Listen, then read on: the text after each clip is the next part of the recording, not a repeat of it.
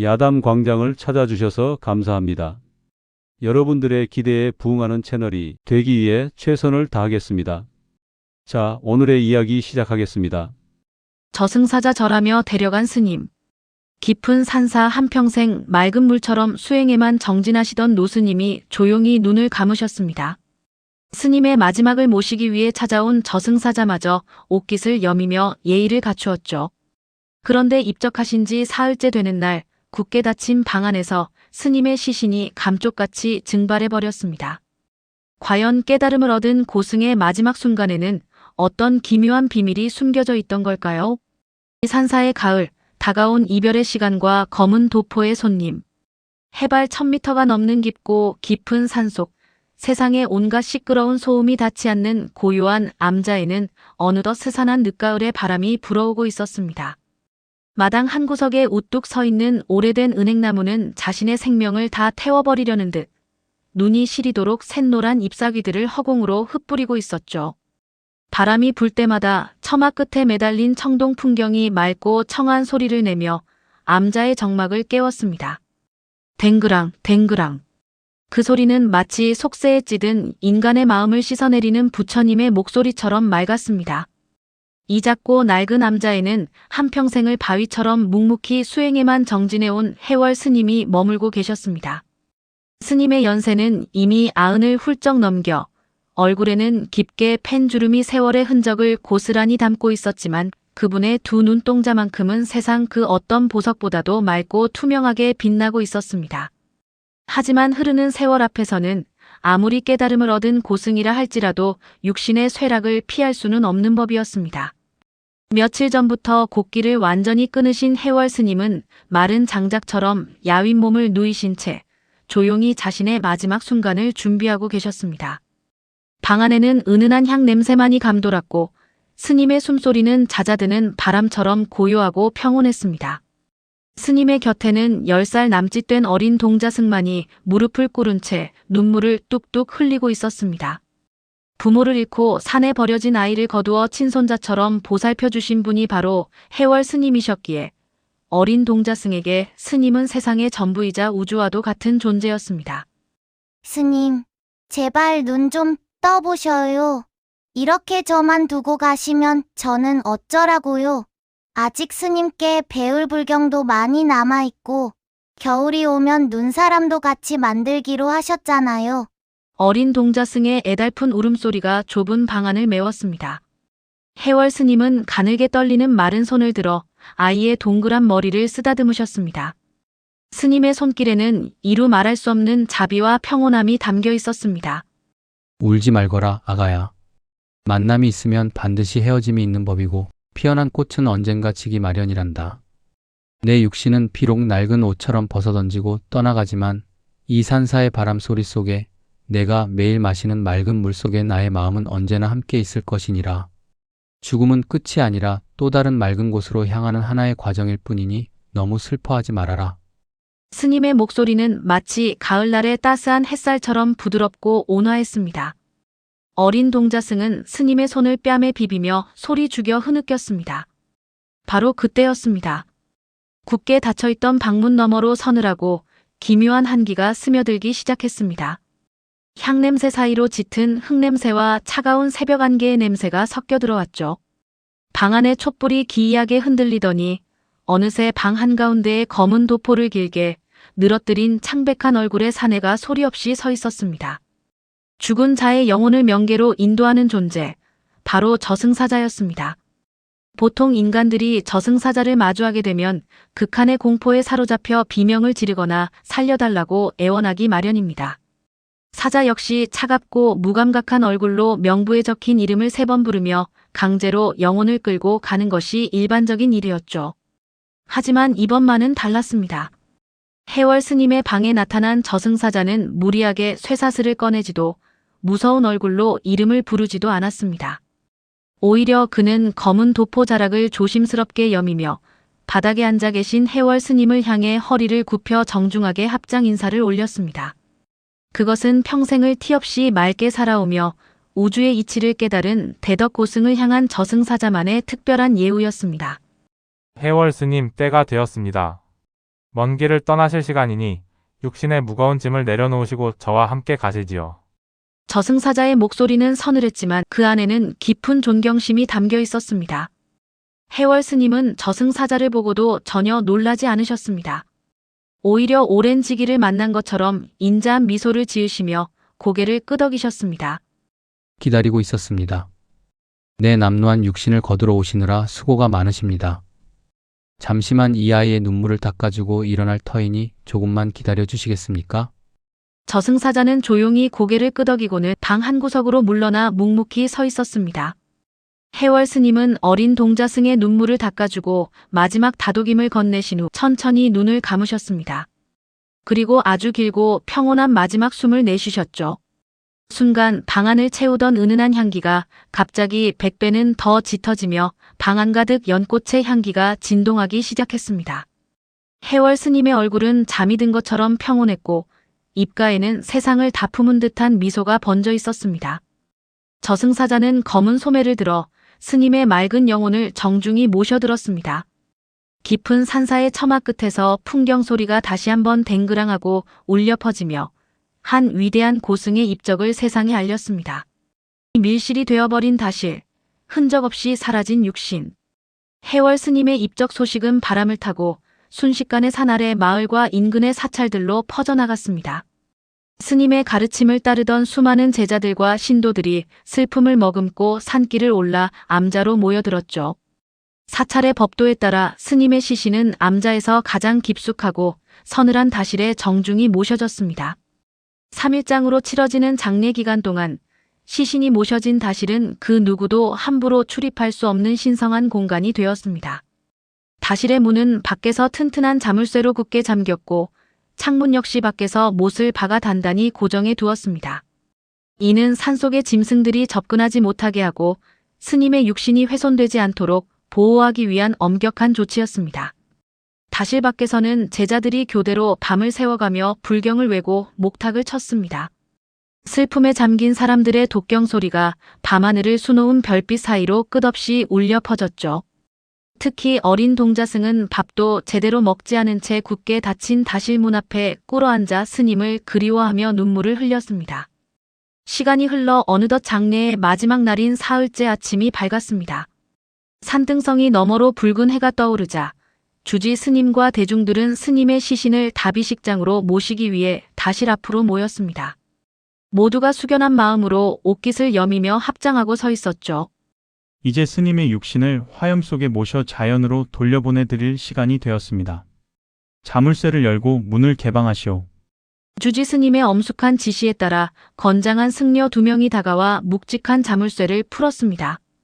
철컥 하는 둔탁한 소리와 함께 자물쇠가 벗겨지고 오랜 세월을 버텨온 다실의 낡은 나무문이 삐걱거리며 열렸습니다. 밖에서 기다리던 신도들은 스님의 평온한 마지막 모습을 눈에 담기 위해 숨을 죽이며 안을 들여다보았습니다. 그런데 방 안의 풍경을 마주한 사람들의 눈동자가 일제히 커지며 여기저기서 헉하는 경악의 탄성이 터져 나왔습니다. 이게 도대체 어떻게 된 일인가? 스님의 시신이 보이지 않습니다. 제일 먼저 방 안으로 들어선 주지 스님이 다급하게 소리쳤습니다. 분명 사흘 전 깨끗한 가사 장삼을 입혀 정중하게 뉘어놓았던 해월 스님의 육신이 감쪽같이 증발해버린 것입니다. 방 안 한가운데에는 스님이 입고 계시던 낡은 회색 가사와 장삼만이 마치 바람이 빠진 풍선처럼 바닥에 고스란히 남겨져 있을 뿐이었습니다. 심지어 옷에 매무새나 주름 하나 흐트러지지 않은 채 그저 그 안에 들어있던 사람의 몸만이 완벽하게 사라져버린 기묘한 광경이었습니다. 누가 몰래 들어와 스님의 시신을 훔쳐간 것이 틀림없소. 당장 주변을 샅샅이 뒤져보시오. 흥분한 신도들과 승려들이 소리치며 방 안팎을 샅샅이 조사하기 시작했습니다. 하지만 다시라는 철저한 밀실이었습니다. 밖에서 채워둔 자물쇠는 문을 열기 전까지 흠집 하나 없이 온전했고 창문 역시 안과 밖에서 단단히 잠겨 있어 바늘 하나 들어올 틈조차 없었습니다. 바닥이나 천장 어디에도 사람이 드나들 만한 비밀 통로 같은 것은 존재하지 않았습니다.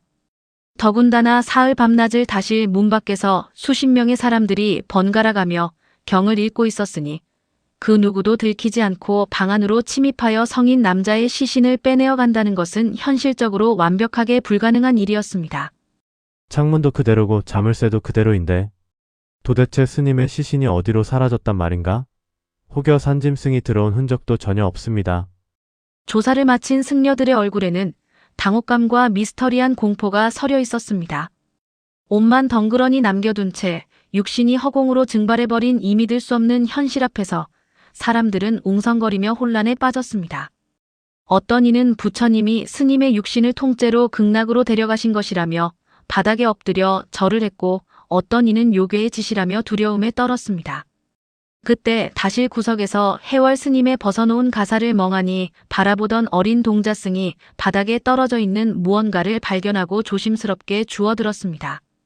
그것은 투명하고 영롱하게 빛나는 작은 구슬 5알이었습니다. 그것은 그 어떤 보석보다도 맑고 순수하게 빛을 발하고 있었죠. 주지 스님, 이것 보셔요. 스님의 옷 속에 이 예쁜 구슬들이 남아있어요. 동자승의 손에 들린 구슬을 확인한 주지, 스님의 눈에서 굵은 눈물이 주르륵 흘러내렸습니다. 그것은 일반적인 구슬이 아니었습니다. 오랜 세월 뼈를 깎는 수행을 통해 마음을 닫고 탐욕을 비워낸 고승의 육신에서만 나온다는 결정체 바로 살이었습니다. 다비식 화장을 치르지도 않았건만 시신은 흔적도 없이 사라지고 그 자리에 살이만이 영롱하게 빛나고 있었던 것입니다. 굳게 닫힌 밀실 안에서 벌어진 이 초자연적인 기적 앞에서 웅성거리던 사람들은 일제히 입을 다물고 경건한 마음으로 합장을 하며 무릎을 꿇었습니다. 도대체 지난 사흘 동안 굳게 잠긴 다실 안에서는 어떤 기묘하고도 신성한 일이 벌어졌던 것일까요? 저승사자의 회사, 죽음의 문턱에서 나눈 차 한 잔. 시간은 다시 사흘 전 해월 스님이 마지막 숨을 거두시고 저승사자가 스님의 영혼을 인도하려던 그 찰나의 순간으로 거슬러 올라갑니다. 죽음의 문턱을 넘어선 스님의 영혼은 낡고 병든 육신에서 빠져나와 마치 봄날의 아지랑이처럼 가볍고 투명한 모습으로 저승사자 앞에 서 있었습니다. 수천 년 동안 수억 명의 망자들을 명계로 인도해온 저승사자였지만 해월 스님의 영혼이 뿜어내는 그토록 맑고 강렬한 황금빛 기운 앞에서는 자신도 모르게 옷깃을 여미며 경외감을 느낄 수밖에 없었습니다. 참으로 경이로운 영혼이로구나. 세상의 온갖 탐욕과 번뇌를 끊어내고 오직 맑은 물처럼 수행에만 정진한 자의 영혼은 이토록 눈부신 빛을 내는 것인가. 저승사자는 속으로 감탄하며 스님을 향해 다시 한번 정중하게 허리를 굽혔습니다. 명부의 법도에 따르면 죽은 자의 영혼은 그 즉시 이승에 대한 미련을 버리고 사자가 이끄는 험난한 명계의 길로 접어들어야만 했습니다. 하지만 해월 스님은 서두르는 기색 없이 맑고 투명해진 영혼의 모습으로 다실 한 구석에 놓인 낡은 닭이 세트를 향해 가볍게 손을 뻗으셨습니다. 놀랍게도 스님의 영적인 기운이 닿자 텅 비어있던 다관차 주전자에서 따스한 김이 모락모락 피어오르며 향긋한 차향기가 방 안을 가득 채우기 시작했습니다. 그것은 물리적인 찬물이 아니라 스님의 깊은 깨달음과 영력이 만들어낸 영적인 찬물이었습니다.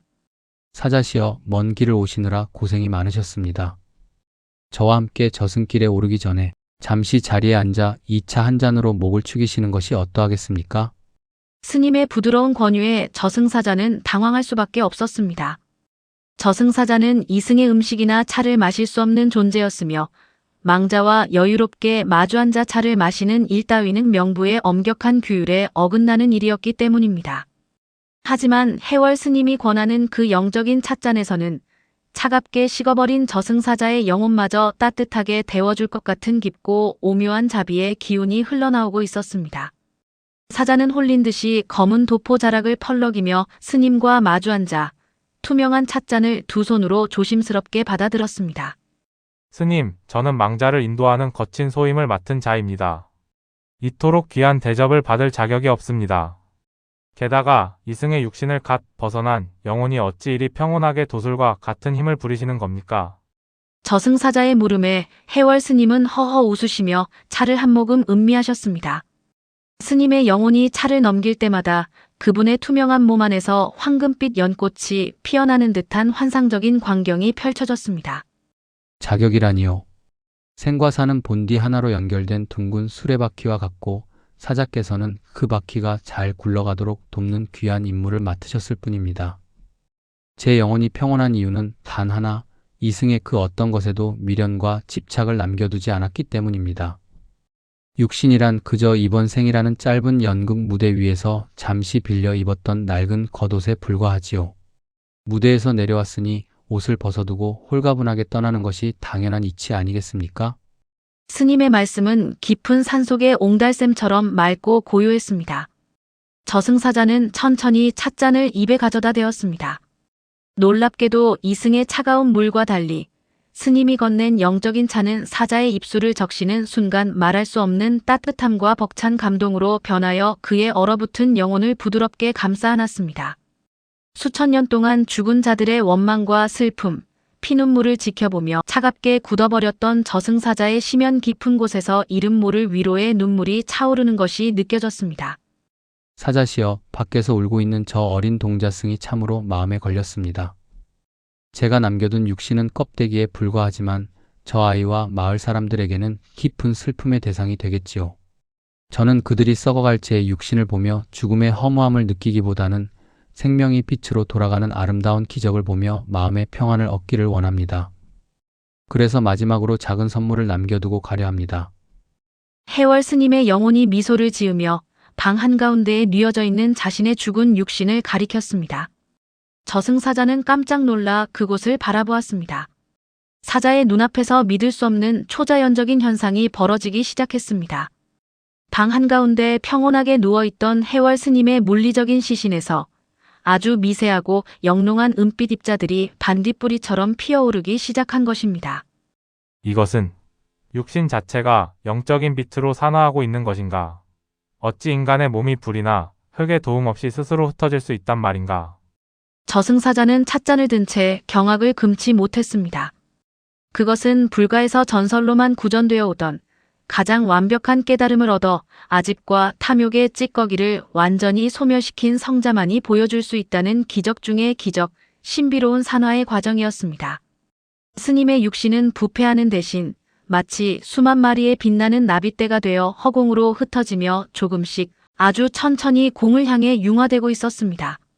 저승사자는 이 위대하고 거룩한 마지막 순간을 숨죽여 지켜보며 해월 스님의 영혼이 들려주는 깊고 평온한 찻자리에 조용히 귀를 기울이고 있었습니다. 밀실안의 기적은 그렇게 밖의 사람들은 알지 못하는 단 둘만의 숭고한 시간 속에서 조용히 완성되어 가고 있었던 것입니다. 사육신을 벗어던진 영혼, 공으로 돌아가는 기적. 시간의 흐름마저 잠시 숨을 죽인 듯 고요하고 적막한 다시란, 이승과 저승의 경계가 희미해진 그 신성한 공간에서 저승사자는 마른 침을 꼴꺽 삼키며 눈앞에 펼쳐지는 경이로운 광경을 묵묵히 응시하고 있었습니다. 방 한가운데 정갈하게 뉘어져 있던 해월 스님의 육신이 마치 따스한 봄볕을 정면으로 맞이한 눈사람이 녹아내리듯 서서히 그 고정된 형태를 잃어가고 있었기 때문입니다.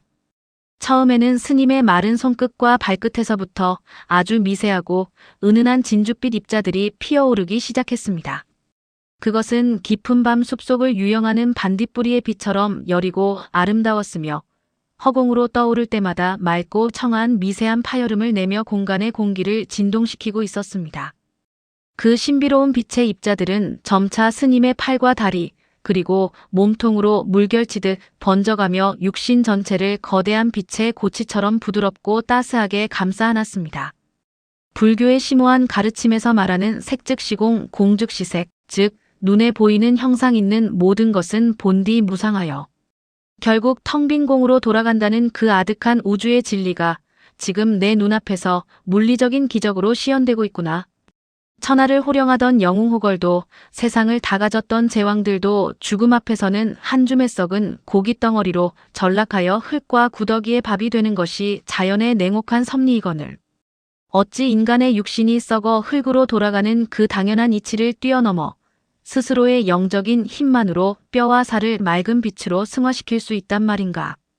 대체 얼마나 깊고 아득한 수행의 세월을 거치고 얼마나 처절하게 자신의 탐욕을 깎아내야만 이런 탈인간의 경지에 이를 수 있단 말인가. 수천 년이라는 억겁의 세월을 명계의 사자로 살아오며 수억 명의 망자들을 지켜보았던 저승사자였지만 이토록 티 없이 맑고 투명한 육신의 소멸 앞에서는 그저 뼛속 깊은 경외감에 사로잡혀 들고 있던 찻잔마저 바들바들 떨 수밖에 없었습니다. 빛으로 변해가는 육신 옆에서 평온하게 앉아 계시던 해월 스님의 영혼은 자신의 낡은 껍데기가 신비롭게 사라지는 그 거룩한 과정을 마치 타인의 낡은 옷이 닳아 없어지는 것을 구경하듯 몹시 무심하고도 인자한 미소로 바라보고 계셨습니다. 사자시여, 그리 크게 눈을 뜨고 놀라실 것 없습니다. 본디 제가 어머니의 뱃속을 빌려 이 험한 세상에 처음 태어날 때 제 손에 쥐고 온 것은 아무것도 없는 빈손이었습니다. 그러니 이제 무대에서 내려와 떠날 때 역시 아무런 흔적도 미련도 남기지 않고 온전한 빈손으로 자연에 돌아가는 것이 지극히 당연한 순리가 아니겠습니까? 제 육신이 흙 속에서 썩어 문드러지고 악취를 풍기는 그 흉한 과정을 굳이 생략하는 것은 결코 제가 죽음의 문턱에서 마지막 알량한 도수를 부려 대중들에게 허세를 부림이 아닙니다. 저를 진심으로 따르고 아끼던 이들이 검게 썩어가는 제 시신을 보며 인생의 덧없음과 죽음의 공포에 절망하기를 원치 않았습니다. 무거운 고통의 굴레를 훌훌 털어내고 아름다운 빛으로 돌아가는 이 산화의 과정을 통해 죽음이란 결코 두렵거나 끔찍한 파멸이 아니라 또 다른 맑은 세상으로 나아가는 평화로운 문이라는 사실을 그들의 가슴 속에 작은 깨달음으로 남겨주고 싶었을 뿐입니다. 스님의 영혼이 뿜어내는 따스하고 자애로운 파동이 방 안을 가득 채우며 저승사자의 차가운 뺨을 어루만졌습니다. 스님의 육신을 이루고 있던 은빛과 황금빛 입자들은 허공을 유유히 맴돌며 황홀한 군물을 추다가 이내 굳게 닫힌 다실의 벽과 천장 너머 밤하늘에 쏟아지는 별빛 속으로 자연스럽게 스며들어 완벽하게 사라졌습니다. 육신이 온전히 빠져나간 자리에는 해월 스님이 평생을 입고 계시던 낡고 거친 회색 가사와 장산만이 남았습니다. 놀랍게도 그 옷가지들은 그 어떤 흩어짐이나 구김살도 없이 그저 안에 있던 몸만 쏙 빠져나간 것처럼 텅 빈 채로 방바닥에 고스란히 내려앉았습니다. 그런데 육신이 모두 빛으로 산화하고 난 그 텅 빈 가사의 한가운데에서 오직 단 5개의 아주 작은 물질만이 빛으로 변하지 않고 영롱한 형태로 옹기종기 모여 남겨졌습니다. 그것은 세상에서 가장 단단하다는 금강석보다 굳건하고 깊은 산속의 수정보다 맑으며 밤하늘의 교교한 달빛보다 은은하게 스스로 빛을 발하는 5알의 오색 찬란한 살이었습니다.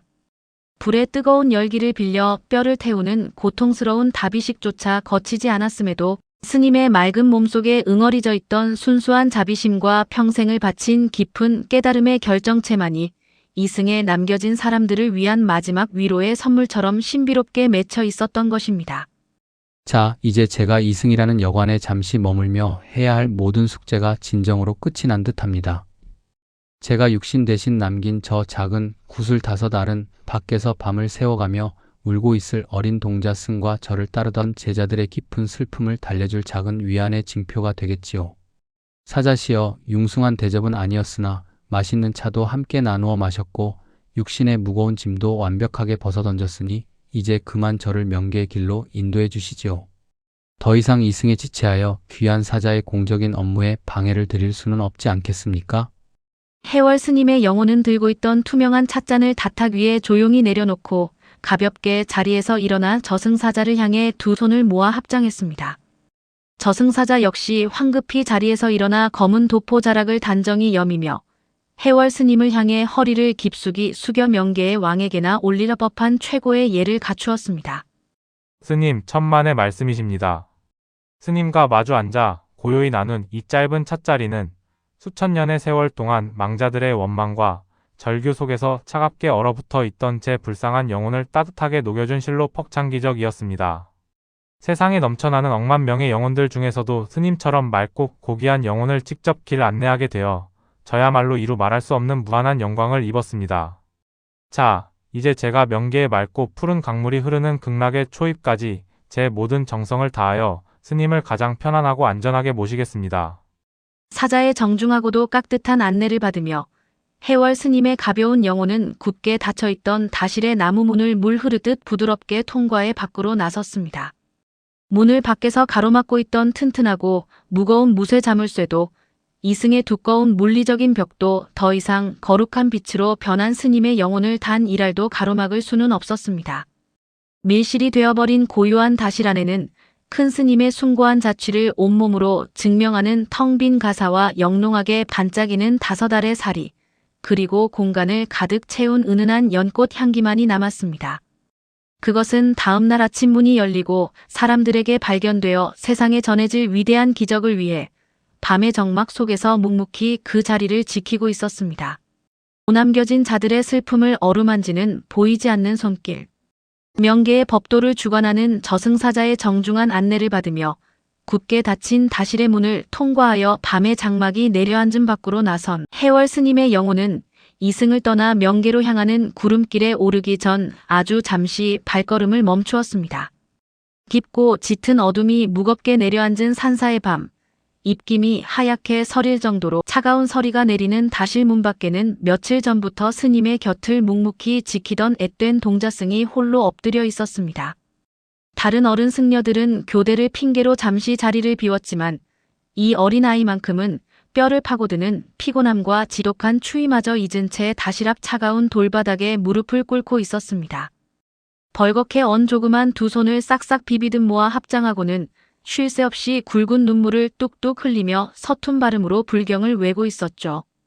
그 가녀리고 작은 어깨가 추위와 걷잡을 수 없는 슬픔으로 바들바들 떨리는 모습은 지나가는 바람마저 발걸음을 멈추게 할 만큼 보는 이의 가슴을 시리게 만들기에 충분했습니다.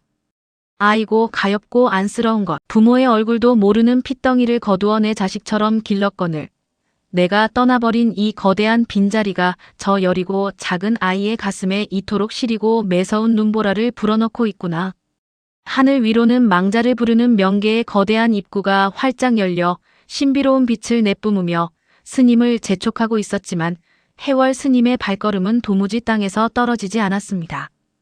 이승에 대한 미련은 티끌만큼도 남지 않았으나 남겨진 생명에 대한 크나큰 자비심이 스님의 영혼을 붙잡고 놓아주지 않은 것입니다. 스님은 곁에 선 저승사자를 향해 조용하고 간절한 양해를 구하는 눈빛을 보냈습니다. 원칙대로라면 한시라도 지체 없이 망자를 이끌고 이승을 떠나야 하는 저승사자였지만 그는 이미 스님의 차 한 잔에 영혼이 감화된 상태였습니다. 사자는 그 숭고하고 따뜻한 마음을 온전히 이해한다는 듯 아무런 재촉 없이 묵묵히 고개를 끄덕이며 뒤로 한 걸음 조용히 물러섰습니다. 스님의 맑고 투명한 영혼은 소리 없이 다가가 바닥에 엎드려 서럽게 울고 있는 어린 동자승의 구분 등 뒤에 가만히 섰습니다. 비록 육신은 이미 흩어져 아이를 번쩍 안아 올려줄 물리적인 두 팔과 가슴은 남아있지 않았지만 스님은 자신의 맑고 거대한 영적인 기운을 보이지 않는 장막처럼 넓게 펼쳐내어 아이의 바들바들 떨리는 몸을 아주 포근하고 따뜻하게 감싸 안으셨습니다. 생전에 아이가 잠투정을 부릴 때 토닥여주던 그 품처럼 넉넉하고 온화한 기운이었습니다.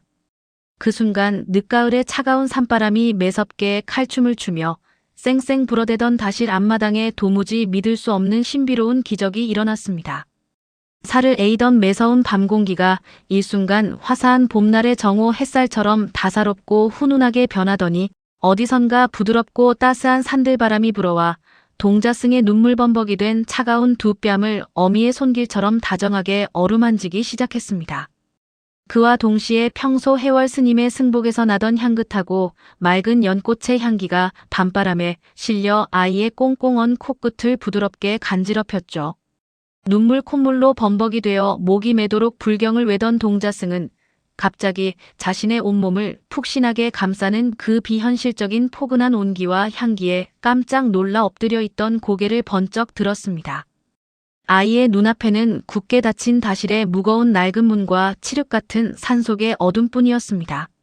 하지만 아이의 가슴 가장 깊고 맑은 곳에서 너무나도 익숙하고 그리워 마지 않던 해월 스님의 목소리가 웅장하면서도 한없이 부드럽게 메아리치며 들려오기 시작했습니다. 울지 말거라, 나의 귀하고 어여쁜 아가야. 내가 흘리는 뜨거운 눈물방울 하나하나가 내 마음을 예리하게 찌르는 아픈 가시가 되어 내 발걸음을 무겁게 하는구나. 나는 결코 너를 이 차가운 산사에 홀로 버려두고 떠난 것이 아니란다. 가만히 눈을 감고 느껴보아라. 내가 늘 너에게 가르쳐 주지 않았느냐? 내 낡은 몸뚱이는 비록 이 산사에 머물지 않으나 지금 내 눈물을 닦아주는 따스한 바람 속에, 내일 내가 눈을 뜨면 마주할 눈부신 아침 햇살 속에, 내가 목을 축일 맑은 계곡물 속에, 그리고 무엇보다 부처님을 향한 내 맑은 가슴 속에 나는 언제나 너와 함께 숨쉬고 살아있을 것이니라. 그러니 이제 그만 그 슬픈 눈물을 거두고 부처님의 한없이 자비로운 빛 아래서 세상 누구보다 씩씩하고 지혜로운 승려로 자라나거라. 나의 사랑하는 아가야. 그것은 인간의 귀의 고막을 통해 듣는 소리가 아니라 티 없이 맑은 영혼과 영혼이 맞닿아 주파수를 맞추며 전달되는 깊고 진실한 울림이었습니다. 동자승은 커다랗고 동그란 눈을 끔뻑이며 허공을 두리번거렸습니다. 눈에 보이는 곁에는 아무도 없다는 것을 알았지만 이상하게도 가슴 전체를 무겁게 짓누르고 숨을 막히게 하던 끔찍한 슬픔의 거대한 바위 덩어리가 봄눈이 사르르 녹아내리듯 부드럽게 사라지는 것을 온몸으로 느꼈습니다. 할아버지 스님이 항상 자신을 등 뒤에서 안아주실 때 나던 그 특유의 포근한 향기와 온도가 선명하게 느껴지자 동자승은 마침내 서러운 울음을 뚝 그치고 소매로 눈물을 벅벅 닦아냈습니다. 그리고는 굳게 닫힌 다실문을 향해 활짝 눈물이 맺힌 채로 빙글에 맑은 미소를 지어 보였습니다. 스님, 저희 할아버지 스님. 맞으시지요? 스님께서 저 혼자 두고 가신 게 미안해서 위로해 주러 다시 오신 거지요? 예, 알겠습니다. 저 이제 뗐으면 울지 않을게요. 스님 말씀대로 밥도 한 그릇 뚝딱 다 먹고 불경도 밤낮으로 열심히 외우면서 스님처럼 맑고 지혜로워서 남들을 도와주는 훌륭한 스님이 될게요. 그러니까 제 걱정일랑 훌훌 털어버리시고 좋은 곳으로 편안하게 극락왕생하셔요. 저 진짜 안 울어요. 아이는 아직 빨개진 코를 훌쩍이면서도 언손을 야무지게 모아 합장하며 허리 굽혀 다시를 향해 깊은 삼배를 올렸습니다. 아이의 그 맑고 당찬 다짐을 가슴으로 들은 해월 스님의 영혼은 그제야 마음의 짐을 완벽하게 내려놓은 듯 얼굴에 세상에서 가장 환하고 자애로운 미소를 띄우셨습니다. 스님의 영혼에서 뿜어져 나온 눈부신 황금빛 입자들이 마지막으로 아이의 동그란 머리 위로 은은하게 쏟아져 내리며 영원한 가호와 축복을 내렸습니다. 이 가슴 뭉클한 이별의 광경을 묵묵히 지켜보던 저승사자의 메마른 가슴 속에도 커다란 해일과 같은 깊은 파문이 일었습니다. 죽음이라는 절대적이고 파괴적인 공포 앞에서도 자신의 명운보다 타인의 슬픔을 먼저 어루만지고 자신의 존재를 대자연의 일부로 승화시켜 남겨진 자들에게 시들지 않는 희망과 위로를 건네는 스님의 거룩한 모습은 저승사자에게도 진정한 자비와 사랑이 무엇인지 뼈저리게 깨닫게 해주었습니다. 참으로 위대하고 눈부시도록 아름다운 영혼이십니다. 스님께서 베푸신 이 마지막 자비의 온기가 저 어린아이의 가슴에 평생을 흔들림 없이 살아갈 아주 든든한 등대가 되었군요. 자, 이제 이승에 남겨두신 더 이상의 미련이나 아쉬움은 없으시겠지요. 예, 사자시여. 기다려주셔서 진심으로 고맙습니다. 제 마음은 이제 저 높은 가을 하늘을 떠도는 한 점의 흰 구름처럼 한없이 가볍고 홀가분하기 그지없습니다. 자, 이제 정말로 발걸음을 돌려 먼 길을 떠나보지요. 스님은 마지막으로 자신이 한평생을 바쳐 수행했던 정든 암자의 풍경을 눈과 마음에 쓱 담아두신 후 미련 없이 뒤돌아 저승사자의 곁으로 다가갔습니다. 두 영혼은 달빛이 은빛으로 부서져 내리는 고요하고 맑은 산길을 따라 하늘을 향해 끝없이 놓인 빛의 길 위로 천천히 구름을 밟듯 걸음을 옮겼습니다. 처마 끝에 매달린 낡은 청동 풍경이 그들의 성스러운 발걸음에 화답하듯 바람의 도움 없이도 다시 한번 맑고 청한 소리를 내며 흔들렸습니다. 댕그랑. 깊어가는 늦가을 산사의 밤은 이별의 비통한 슬픔이 아닌 거룩한 평온함과 영원한 깨달음의 빛나는 기운으로 가득 채워지고 있었습니다. 바람이 되어 흩어진 스님, 그리고 영원한 깨달음의 메아리. 시간은 쏜살같이 흘러 다시 현재, 다실문을 둘러싸고 있던 무거운 자물쇠를 열고 들어갔으나 해월 스님의 육신이 감쪽같이 증발해버린 것을 확인한 장래의 사흘째 아침으로 돌아옵니다. 도무지 상식적으로 해석할 수 없는 완벽한 밀실의 미스터리 앞에서 당혹감과 원초적인 공포에 휩싸여 서로의 얼굴만 쳐다보며 웅성거리던 수십 명의 대중들은 숨을 죽였습니다. 앳된 동자승이 방바닥에서 텅 빈 가사를 뒤적이다 주워든 5알의 영롱한 사리를 확인하는 순간 그곳에 모인 모든 이들은 벼락을 맞은 듯한 거대한 충격과 밀려오는 경외감에 빠져들며 그 자리에 무릎을 꿇고 말았습니다. 밤새 굳게 닫혀있던 방 안을 은은하게 그러나 묵직하게 가득 채우고 있는 신비로운 연꽃 향기와 사람의 흔적만 완벽하게 빠져나간 채 온전하게 남겨진 가사 장삼. 이 모든 뚜렷한 정황들은 단 하나의 경이롭고도 거룩한 진실을 온몸으로 웅변하며 증명하고 있었습니다. 누군가 아기를 품고 스님의 시신을 몰래 훔쳐간 것이 아니라 해월 스님 스스로 수십 년간 갈고 닦은 영적인 맑은 힘으로 자신의 고단한 육신을 찬란한 빛으로 산화시켜 영원한 공의 세계로 돌아가셨다는 것을 말입니다.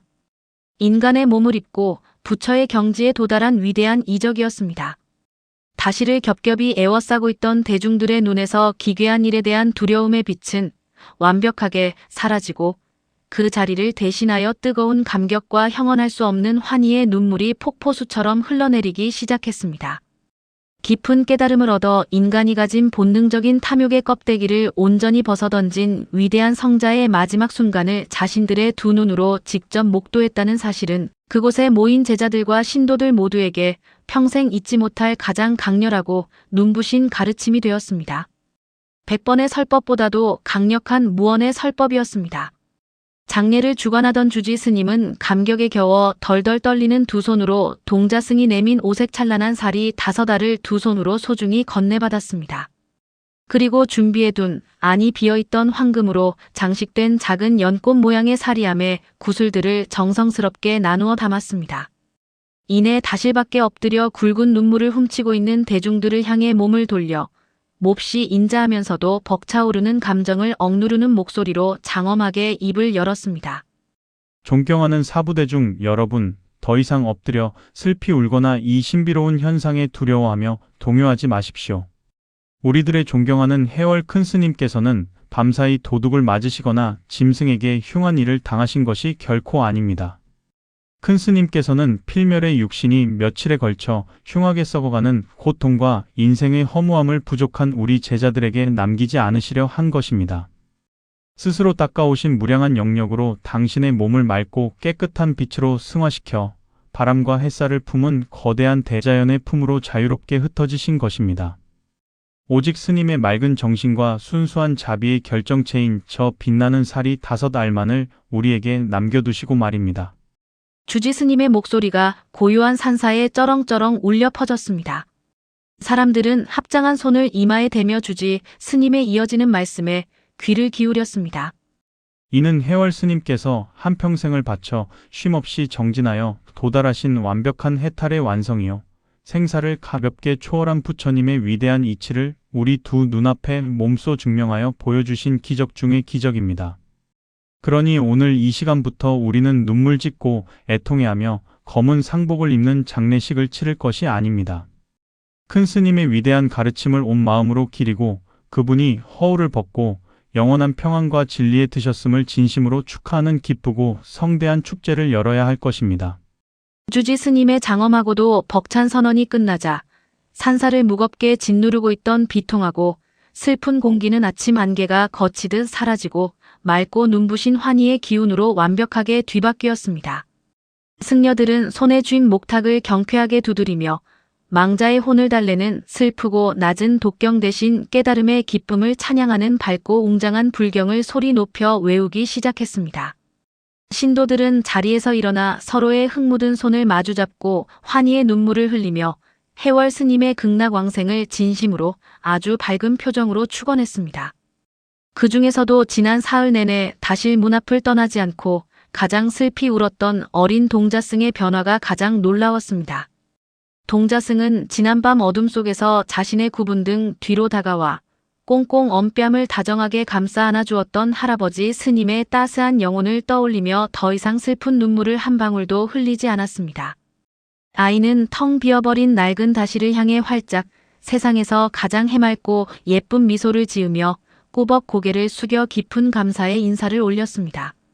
스님이 항상 바람 속에 햇살 속에 함께 하겠다는 그 약속을 굳게 믿게 된 것입니다. 다실의 낡은 지붕 위로 눈부신 아침 햇살이 가파른 산등성이를 훌쩍 넘어와 온 암자의 마당과 사람들의 얼굴을 황금빛으로 찬란하게 비출 무렵이었습니다.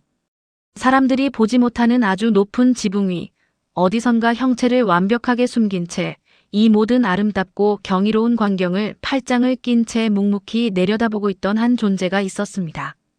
바로 간밤에 해월 스님을 명계의 극락 문턱까지 안전하게 배웅하고 막 돌아온 저승사자였습니다. 평소 망자들의 울음소리에 지쳐 늘 창백하고 딱딱하게 굳어있던 저승사자의 입가에는 수천 년의 긴 세월 동안 단 한 번도 지어본 적 없는 옅고 부드러운 아주 평온한 미소가 아스라이 번져 있었습니다. 인간의 죽음이란 늘 억울한 원망과 찢어지는 통곡, 그리고 끔찍한 절망의 몸부림으로만 가득한 지옥 같은 잿빛 풍경이라고 굳게 믿어왔던 사자의 세계관은 해월 스님과의 짧지만 강렬했던 찻자리 만남을 통해 완전히 밝고 새로운 색깔로 물들여진 것입니다. 스님의 육신은 비록 흔적도 없이 사라져 허공의 바람이 되고 빛이 되었지만 스님이 이 세상에 남기신 저 영원한 깨달음의 메아리와 따뜻하고 거대한 자비의 사랑은 남겨진 수많은 이들의 가슴 속에 절대 시들지 않는 아름다운 연꽃으로 영원히 살아 숨 쉴 것이다. 그래, 진정한 생명력이란 눈에 보이는 육신의 형체에 있는 것이 아니라 그가 세상에 남기고 간 맑은 기운과 선한 영향력에 있는 것이로구나. 저승사자는 가슴속 깊은 곳에서부터 차오르는 커다란 깨달음에 조용히 고개를 끄덕이며 해월 스님이 마지막까지 머물렀던 텅 빈 다시를 향해 마지막으로 정중하고 깍듯한 목례를 올렸습니다. 그리고 길게 늘어진 검은 도포 자락을 펄럭이며 산등성이를 감싸는 뽀얀 아침 안개 속으로 서서히 모습을 감추며 자신의 자리인 명계로 돌아갔습니다. 돌아가는 그의 뒷모습과 발걸음은 그 어느 때보다 깃털처럼 가볍고 홀가분해 보였습니다. 깊고 푸른 가을의 산사 해월 스님의 육신은 굳게 닫힌 기묘한 밀실 안에서 한 줌의 재도 남기지 않고 감쪽같이 증발해 버렸습니다. 그러나 스님의 맑고 온화했던 기운은 암자 마당을 이리저리 뒹구는 샛노란 은행잎 속에, 처마 끝에서 맑은 소리로 울어대는 풍경 소리 속에, 그리고 티 없이 해맑은 동자승의 따스한 미소 속에 영원토록 짙게 스며들어 살아 숨쉬고 있었습니다. 죽음이란 모든 인연과 존재의 끝이 아니라 더 맑고 거대한 우주의 일부로 돌아가는 지극히 평화롭고 눈부시게 아름다운 여정임을 속삭이듯이 말입니다. 바람이 불 때마다 산사의 구석구석을 맴도는 은은하고 맑은 연꽃 향기가 오늘따라 유난히 복잡한 우리들의 마음을 부드럽고 편안하게 어루만져 줍니다. 오늘의 이야기 어떻게 들으셨나요? 죽음마저 두려움이 아닌 맑은 빛으로 승화시켜 남은 이들에게 위로를 전한 해월 스님의 마지막 모습이 마음을 참 평안하고 따뜻하게 만들어줍니다. 저승사자마저 눈물 짓게 한 그 차 한 잔의 온기가 여러분의 마음에도 전해졌길 바랍니다. 팍팍한 일상 속에서 오늘 이야기가 작은 힐링이 되셨다면 구독과 좋아요, 따뜻한 댓글 부탁드립니다. 다음에도 여러분의 영혼을 다독여줄 편안하고 기묘한 이야기로 찾아오겠습니다. 평안한 밤 되세요.